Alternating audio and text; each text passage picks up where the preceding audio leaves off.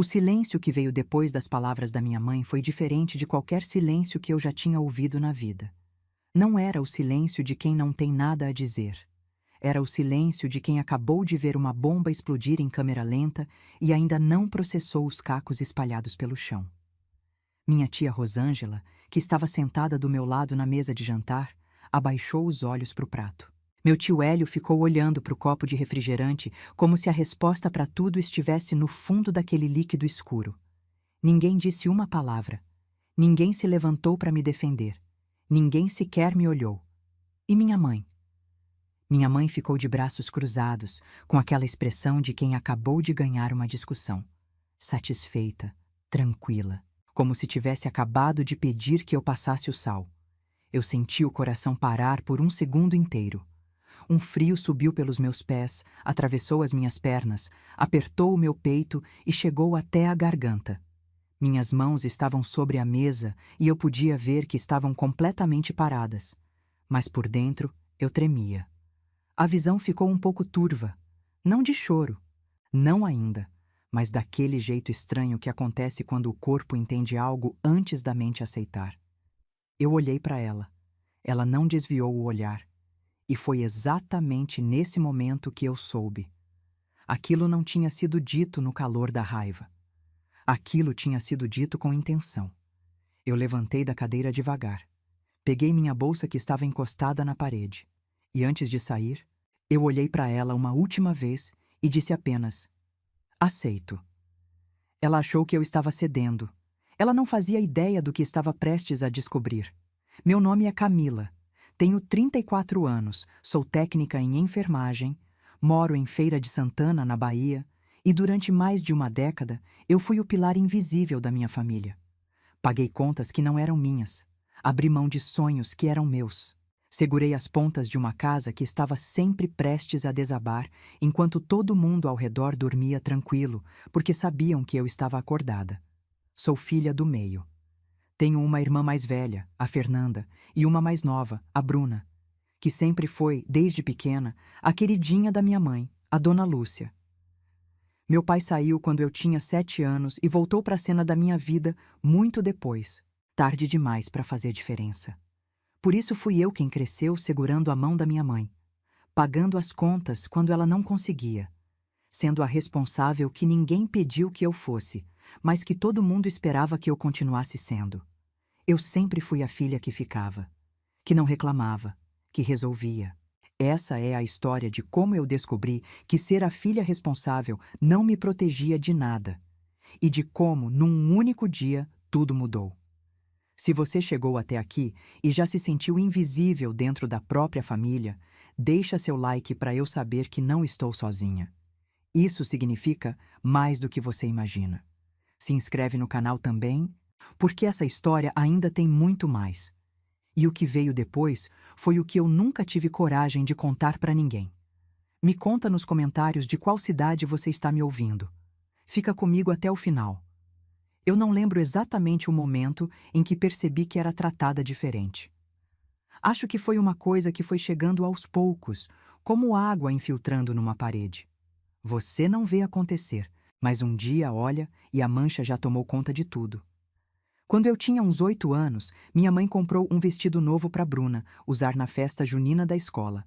Rosa, com lacinhos brancos e uma saia rodada que ela adorava. Eu fui com o vestido do ano anterior, que estava apertado nos ombros e curto demais. Quando eu falei que estava desconfortável, minha mãe disse, sem tirar os olhos da bainha que estava ajeitando no vestido da Bruna: "Você é mais velha, Camila. Aguenta." Eu tinha 8 anos. Não sabia ainda que essa frase seria o resumo dos próximos 26 anos da minha vida. A Fernanda, minha irmã mais velha, aprendeu cedo a não brigar. Ela se fechou, criou uma casca e foi vivendo por fora da família de um jeito que eu demorei anos para entender e que hoje eu admiro. Mas eu não fiz isso. Eu fiquei tentando. Fui a única que ficou tentando. Na época do colégio, eu tirava notas boas. Não era prodígio, mas me esforçava. Acordava cedo, fazia as tarefas, estudava antes das provas.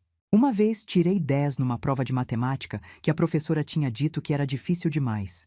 Cheguei em casa animada, mostrei a prova para minha mãe com aquela vontade ingênua de ouvir que ela tinha orgulho de mim.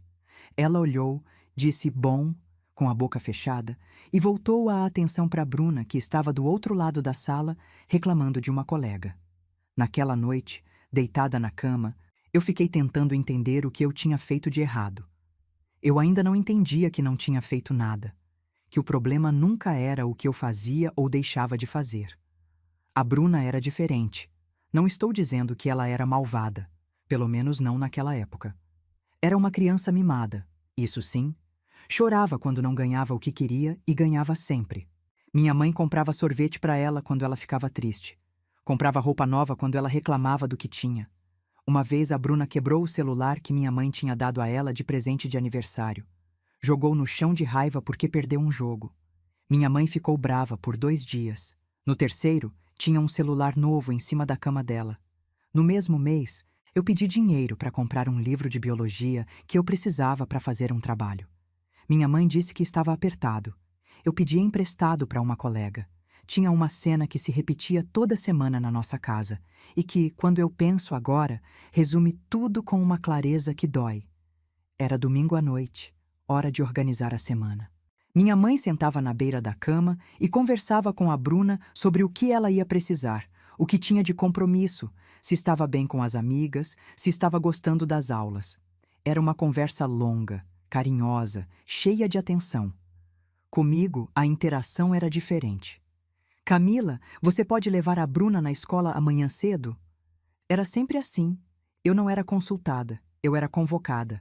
Quando eu tinha 17 anos, surgiu a oportunidade de fazer um curso técnico em saúde numa escola boa aqui em Feira de Santana. Era de graça, oferecido pelo governo, mas tinha um problema. As aulas eram de manhã, e eu precisaria parar de trabalhar no turno da manhã no mercadinho onde ajudava para complementar a renda da casa.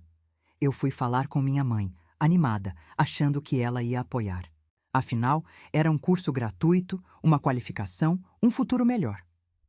Ela ouviu tudo com uma expressão neutra e disse: "Mas quem vai buscar a Bruna na escola se você mudar de turno?"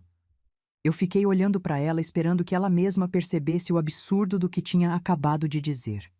Ela não percebeu. Eu não fiz o curso naquele ano. Fiz 2 anos depois, quando a Bruna já tinha passado de série e não precisava mais ser buscada. 2 anos de atraso na minha vida por causa de uma logística que existia para servir à confortabilidade da minha irmã. E o pior não é que eu perdi 2 anos. O pior é que na época eu achei que era o certo a fazer. Eu tinha 21 anos quando comecei a trabalhar como técnica de enfermagem num posto de saúde aqui na cidade. Salário de R$ 840 mensais, mais plantões extras quando conseguia. Logo no primeiro mês, minha mãe me pediu R$ 600 emprestados para pagar uma conta de água que estava atrasada. Eu dei. No mês seguinte foram R$ 400 para uma parcela do sofá que ela tinha comprado parcelado. Depois foram as compras do mês, porque estava difícil. Depois, o plano de saúde da Bruna, porque ela estava com dor de dente e precisava de dentista. Em nenhum momento minha mãe perguntou se eu estava bem, se eu estava conseguindo pagar minhas próprias contas, se eu tinha algum sonho que precisasse de dinheiro.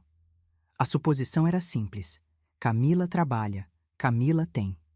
Logo, Camila pode dar. A Bruna, nesse tempo todo, trabalhava em período parcial num salão de beleza, ganhava menos que eu e gastava mais. Minha mãe nunca cobrou nada dela. Nunca pediu que ela ajudasse com as contas. A narrativa da casa era que a Bruna ainda estava se encontrando e precisava de espaço para isso. Eu nunca tive essa mesma generosidade estendida a mim. Eu não precisava me encontrar. Eu já estava destinada a ser encontrada por todo mundo que precisasse de algo. Teve uma festa de aniversário de 40 anos da minha mãe, que eu organizei quase inteiramente sozinha. Fiz lista de convidados, contratei o buffet, paguei metade do custo, busquei o bolo, decorei o salão. No discurso que ela fez no final da noite, ela agradeceu. Agradeceu as amigas, agradeceu a Bruna que tinha escolhido o vestido dela, agradeceu a Fernanda que tinha vindo de longe. Me mencionou por último, de passagem, com uma frase que eu ainda lembro palavra por palavra. E a Camila que, como sempre, ajudou no que precisava. Como sempre ajudou no que precisava. Não que se dedicou, não que fez acontecer, ajudou no que precisava, como uma prestadora de serviço, como alguém que cumpre uma função. Naquela noite eu fui para o banheiro, fechei a porta, sentei na borda da banheira e fiquei assim por uns 10 minutos. Não chorei. Só fiquei sentada tentando entender por que aquilo doía tanto, sendo que, no fundo, eu já sabia que era assim. Acho que a dor não era da surpresa, era da confirmação. Durante muito tempo eu me convenci de que aquilo era normal, que toda família tinha suas imperfeições, que minha mãe me amava do jeito dela, que esse jeito era só diferente, que eu estava sendo sensível demais, exigente demais, ingrata demais. Eu internalizei tanta coisa que deixei de conseguir distinguir o que era amor com falhas e o que era simplesmente uma dinâmica, onde eu servia e os outros recebiam. O catalisador veio num domingo de março, quando eu tinha 32 anos. Minha mãe me ligou de manhã com aquela voz que eu já conhecia. A voz de quando ela precisava de algo, mas ia embalar o pedido em conversa para eu não perceber logo de cara que era um pedido. Disse que queria me ver, que tinha uma coisa importante para conversar, que eu fosse almoçar lá em casa. Eu fui. Levei até um refrigerante de 2 litros porque era esse o tipo de pessoa que eu era. Chegava com presente na casa onde era invisível. Quando entrei, a Bruna estava sentada no sofá com uma expressão que eu só consigo descrever como de alguém que já sabe o final de um filme e está esperando você descobrir. Minha mãe estava na cozinha. Serviu o almoço como se fosse um domingo normal. Só depois que os pratos foram recolhidos, ela colocou uma pasta plástica sobre a mesa. Eu preciso que você assine umas coisas, ela disse. Eu olhei para a pasta. Que coisas? A casa. Ela pausou. Eu quero passar a casa para o nome da Bruna. O mundo não girou. O coração não disparou. Foi o oposto. Tudo ficou muito quieto, muito parado. Como quando o barulho some de repente e você percebe que estava acostumado com ele só pela ausência. A casa que está no meu nome, eu disse. Não era uma pergunta. Está no seu nome no papel, minha mãe respondeu. Mas é a casa da família. Sempre foi. Você sabe disso. Eu sabia de algumas coisas. Sabia que aquela casa tinha sido comprada com um financiamento que eu tinha assinado junto porque minha mãe não tinha renda comprovada suficiente para assinar sozinha. Sabia que durante 4 anos eu tinha pagado metade das parcelas. Sabia que tinha reformado o banheiro do meu próprio bolso, trocado o telhado depois da chuva forte de 2019, pintado a fachada, trocado a fiação elétrica que estava um perigo. Sabia que a casa estava no meu nome não por acidente, mas porque, sem o meu nome, ela não existiria do jeito que existia. O que eu não sabia, o que eu descobri naquele domingo, era que minha mãe e a Bruna tinham consultado um advogado. Tinham pesquisado sobre transferência de imóvel. Tinham, juntas, planejado aquela conversa. A pasta que estava sobre a mesa tinha documentos já preparados. Elas só precisavam da minha assinatura. Por que a Bruna? Eu perguntei. Minha voz saiu mais calma do que eu esperava. Minha mãe se mexeu na cadeira. Porque a Bruna vai precisar mais. Você tem emprego fixo, você se vira. A Bruna ainda está construindo a vida dela. A Bruna tinha 30 anos. Eu paguei essa casa, eu disse. Você ajudou, minha mãe corrigiu. Como se 4 anos de parcelas e cada reforma fossem uma colaboração voluntária, uma bondade minha, um favor que eu tinha escolhido fazer sem que ninguém pedisse. Foi a Bruna quem falou em seguida, e foi a voz dela que quebrou o que ainda restava de contenção em mim. Ela falou com aquela leveza de quem nunca precisou conquistar nada. Camila, não precisa fazer drama. A gente só está organizando as coisas enquanto a mãe ainda está bem. É o mais sensato. Drama. Eu estava fazendo drama por não querer assinar a casa que eu tinha pago para outra pessoa.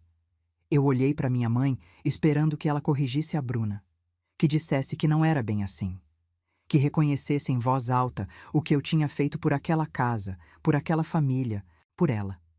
Minha mãe pegou o copo d'água e bebeu. Não disse nada. E foi exatamente nesse segundo que algo se rompeu dentro de mim. Não foi raiva. Raiva eu já tinha sentido antes.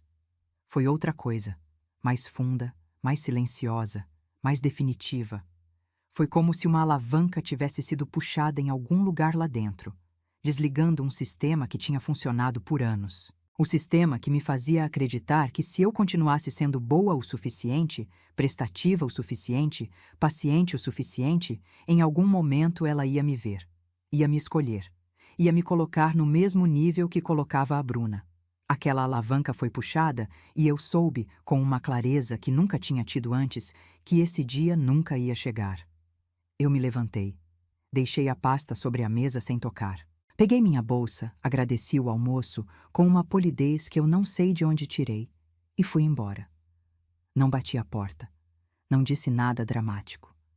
Saí como alguém que acabou de tomar uma decisão muito importante, de forma muito calma. No carro, parei numa rua tranquila, a 3 quarteirões de lá, e fiquei parada por um longo tempo com as mãos no volante. Não chorei. Não conseguia. Era cedo demais para chorar. Meu corpo ainda estava processando o tamanho daquilo. Pensei em tudo que eu tinha dado àquela casa. Não só em dinheiro. Em tempo, em presença, em adiamento. Em quantas vezes eu tinha chegado cansada do plantão e ainda assim ido resolver alguma coisa para minha mãe porque ela pediu. Em quantas vezes eu tinha engolido a sensação de ser menos. Em quantos domingos eu tinha aparecido com refrigerante para uma casa que nunca me reservou um lugar de verdade. Naquela noite, eu não dormi. Fiquei na cama olhando para o teto com aquela mistura estranha de dor e lucidez que aparece às vezes quando a gente para de se mentir. Doía. Doía muito. Mas por baixo da dor havia algo diferente de tudo que eu tinha sentido antes. Havia clareza. E com clareza, havia uma pergunta nova. E agora? A resposta veio às 4:30 da manhã. Não foi um sonho. Não foi uma epifania dramática.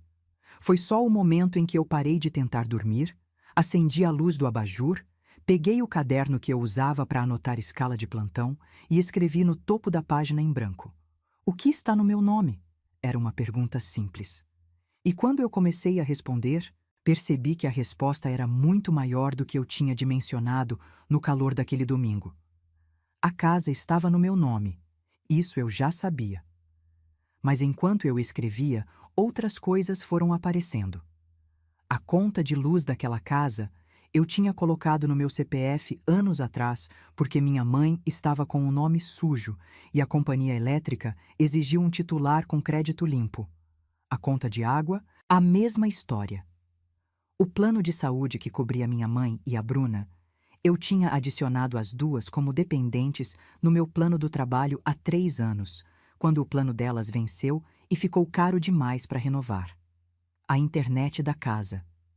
O seguro residencial que eu tinha contratado depois que a casa foi arrombada em 2021.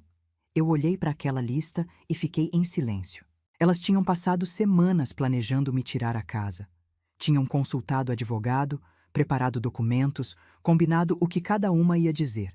Tinham montado uma operação inteira e em nenhum momento, nem a minha mãe, nem a minha irmã, tinham parado para pensar no que estava estruturado em volta do meu nome.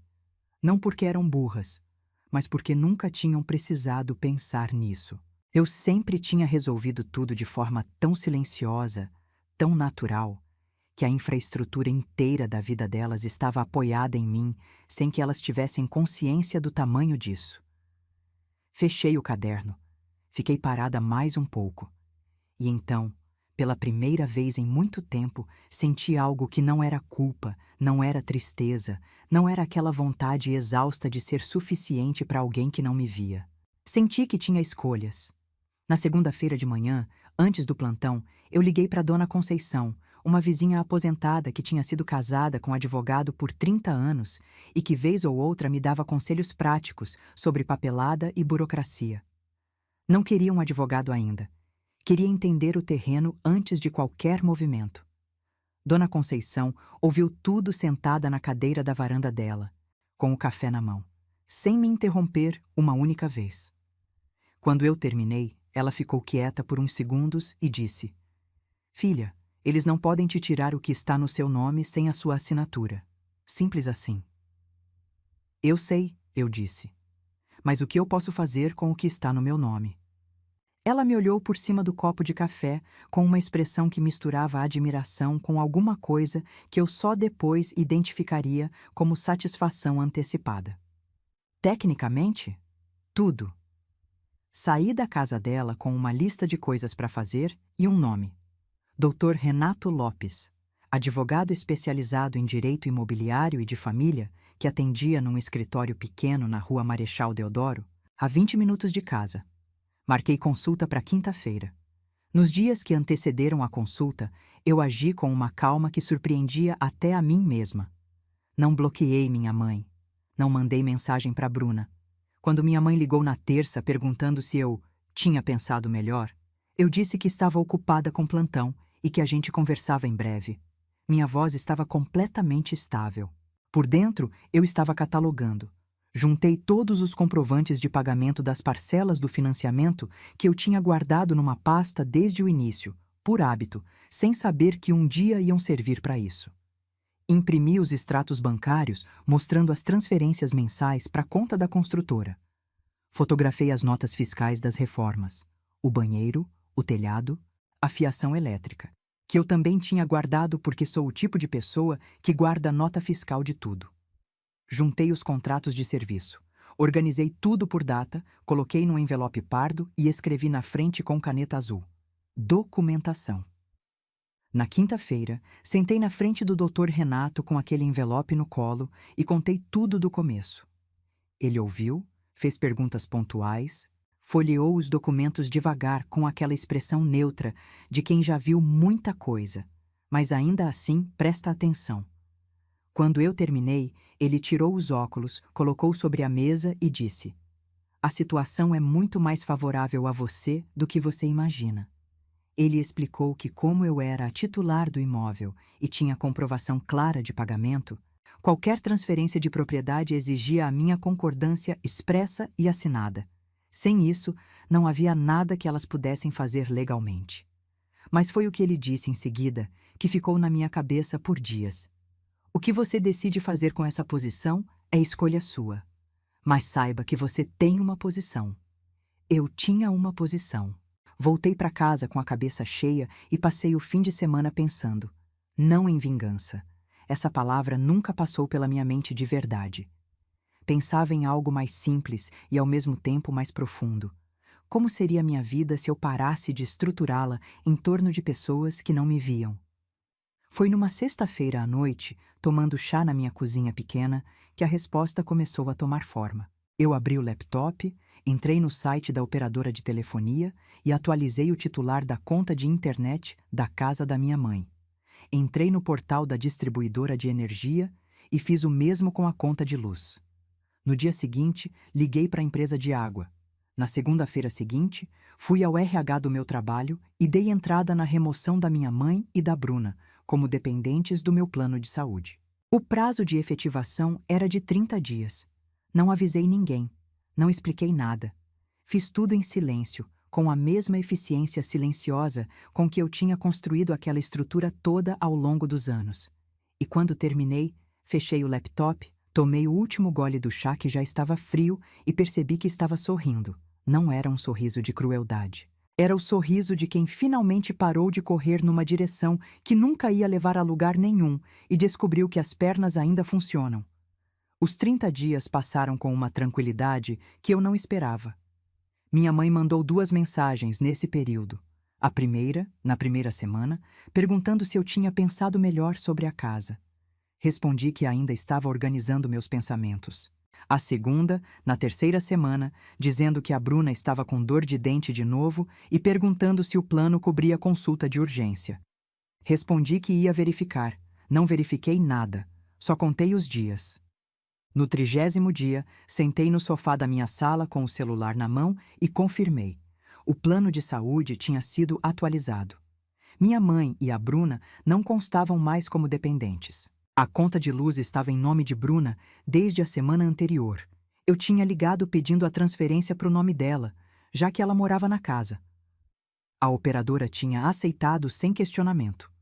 A internet e a água também tinham sido transferidas. Eu não tinha feito nada ilegal, não tinha feito nada cruel. Tinha simplesmente parado de ser a base invisível de uma estrutura que existia para servir a todo mundo menos a mim. O estopim veio numa tarde de sábado, 3 dias depois. Minha mãe ligou às 2 da tarde com uma voz que eu nunca tinha ouvido dela antes. Não era a voz da autoridade. Não era a voz do pedido embrulhado em conversa. Era uma voz desorganizada, levemente em pânico, que tentava se controlar e não conseguia direito. Camila, a luz aqui cortou. Cortou? Eu disse. Cortou. Eu fui pagar a conta e o sistema diz que essa conta não existe mais no meu CPF. Tem alguma coisa errada. Fiz uma pausa calculada. Talvez seja algum problema no sistema da companhia. Você tentou ligar para eles? Já liguei. Disseram que a conta foi transferida para o nome da Bruna. Ah, eu disse. Faz sentido, já que ela mora aí. Silêncio do outro lado. A conta de água também está diferente, minha mãe continuou, a voz um pouco mais tensa. E a internet cortou hoje de manhã. Pois é, eu disse com uma calma que vinha de um lugar muito fundo. Transferi para o nome de quem usa. Pareceu o mais sensato. Eu usei a palavra dela. Ela reconheceu. Eu soube que ela reconheceu pelo silêncio que veio logo depois. Não o silêncio de quem não tem nada a dizer, mas o silêncio de quem está processando que o chão se moveu. E o plano de saúde? A voz agora estava diferente, menor. Vocês foram removidas como dependentes. O RH fez a atualização no mês passado. Vocês vão precisar contratar um plano próprio. Camila. A voz da minha mãe quebrou levemente na primeira sílaba do meu nome. Só ali, 1 milímetro. Você não pode fazer isso. Já fiz, eu disse, e não fiz nada que não fosse meu direito fazer. Foi a Bruna quem apareceu na minha porta naquela mesma noite. Eu ouvi a batida e soube antes de abrir quem era. Ela sempre batia 3 vezes rápidas desde criança. Abri a porta e ela estava com o celular na mão e uma expressão que misturava indignação com algo que eu identifiquei como susto genuíno. Talvez pela primeira vez na vida dela, percebendo que as ações têm estruturas por baixo. Você desligou a luz da casa da mãe, ela disse. Como se fosse uma acusação. Eu transferi a conta para seu nome, eu corrigi. Você mora lá. Faz sentido que a conta seja sua. Mas a mãe não consegue pagar sozinha. Então vocês duas vão precisar se organizar juntas, eu disse. Vocês são adultas. Camila, isso é uma crueldade. Eu olhei para ela por um momento longo. Pensei em tudo que eu poderia dizer. Pensei nos 4 anos de parcela da casa, na festa de 40 anos da minha mãe, no curso técnico que atrasei 2 anos por causa do horário de buscar a Bruna na escola, no vestido rosa com lacinhos brancos, na prova de matemática com nota 10 que recebeu um bom com a boca fechada. Em tudo. Eu disse apenas: crueldade é uma palavra que sua família usou durante muito tempo, só que nunca em relação a mim. Ela abriu a boca, fechou. Eu não vou assinar a casa para você, continuei, ainda na mesma voz. Nunca vou assinar. E se houver qualquer tentativa legal de contestar a titularidade, eu tenho 4 anos de comprovantes de pagamento, notas fiscais de reforma e extratos bancários que mostram exatamente de onde veio cada centavo que construiu aquela casa. Meu advogado já está ciente de tudo. A menção ao advogado foi o momento em que eu vi a Bruna entender que aquilo não era uma briga de família que se resolve no domingo com almoço e desculpa. Era um limite real, documentado, estruturado. E quanto à mãe, eu disse por último, ela pode me ligar quando quiser. Eu atendo. Mas eu não sou mais o suporte financeiro dessa casa. Isso acabou. A Bruna ficou me olhando por mais alguns segundos. Não disse mais nada. Virou e foi embora. Eu fechei a porta, encostei as costas nela por um momento, respirei fundo. Não senti euforia. Não senti aquela satisfação exagerada que a gente às vezes imagina que vai sentir quando finalmente faz algo que deveria ter feito anos antes. Senti algo mais sóbrio, mais real. Como quando você sai de um ambiente abafado e o ar fresco não é excitante, é só inevitavelmente melhor. Fui até a cozinha, esquentei água, fiz um chá, sentei na minha mesinha pequena, olhei pela janela para o céu de Feira de Santana que estava cor de laranja naquele fim de tarde e pensei: pronto, não como fim, como início. Hoje eu moro no mesmo apartamento pequeno que sempre morei. Mas ele parece maior. Não porque eu mudei a mobília ou derrubei parede. Parece maior porque eu parei de carregar dentro dele o peso de tudo que eu devia, de tudo que eu não tinha feito o suficiente, de tudo que eu precisava ser para alguém que nunca ia me ver de verdade. Quando você para de guardar isso dentro de casa, sobra muito espaço. Minhas manhãs mudaram. Acordo sem a ansiedade antiga de verificar o celular com medo de ter mensagem pedindo alguma coisa. Tomo café devagar. Tenho uma samambaia na janela da cozinha que eu reguei esta manhã e que está, contra todas as expectativas, sobrevivendo muito bem. Pequenas coisas, mas são minhas. No trabalho, pedi uma carga horária diferente que me permite fazer uma especialização em saúde do trabalhador que eu estava adiando há anos. As aulas são às terças e quintas à noite. Eu vou. Chego em casa cansada e satisfeita, que é um tipo de cansaço completamente diferente do outro, o tipo que não corrói. Fiz amizades novas. Tenho uma colega de trabalho chamada Patrícia que ri igual a mim, alto e sem cerimônia, e que me ligou no meu aniversário antes da minha própria família. Tenho um grupo pequeno de pessoas com quem janto às vezes numa churrascaria simples aqui perto, onde todo mundo paga o que comeu e ninguém deve nada a ninguém. Parece trivial. Não é. A casa da minha mãe continua no meu nome. Não tomei nenhuma decisão sobre isso ainda. Doutor, Renato diz que eu posso aguardar. A titularidade me protege e não me prejudica enquanto eu não quiser fazer nada. Por enquanto, estou deixando o tempo trabalhar e eu descansar. Minha mãe tentou entrar em contato 4 vezes nos primeiros 6 meses. 2 mensagens de texto, uma ligação que eu atendi e uma que eu deixei passar. Na ligação que atendi, ela falou por uns 3 minutos sobre como as contas tinham ficado difíceis, como a Bruna não estava ajudando direito, como ela não estava se sentindo bem. Ouvi tudo.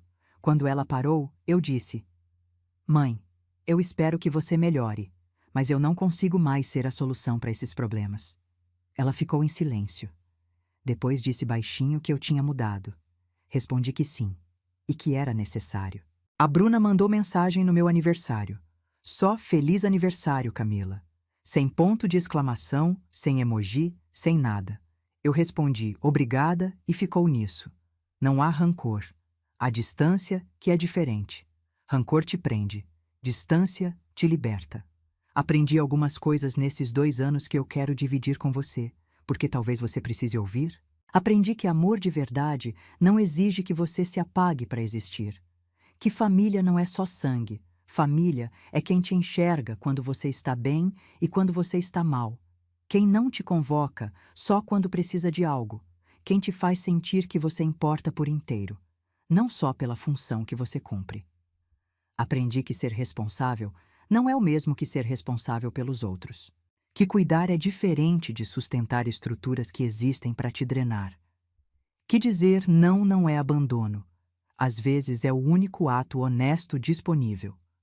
Aprendi que o silêncio que você sente quando para de se sacrificar, aquele silêncio estranho e desconfortável das primeiras semanas, não é vazio. É espaço. E espaço é onde a vida real começa a crescer.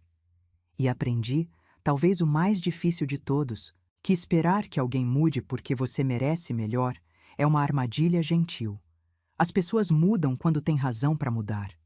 Não porque você foi boa o suficiente, paciente o suficiente, invisível o suficiente. Você não pode amar alguém até que ele te enxergue. Só você pode te enxergar. E quando você começa a fazer isso, tudo muda.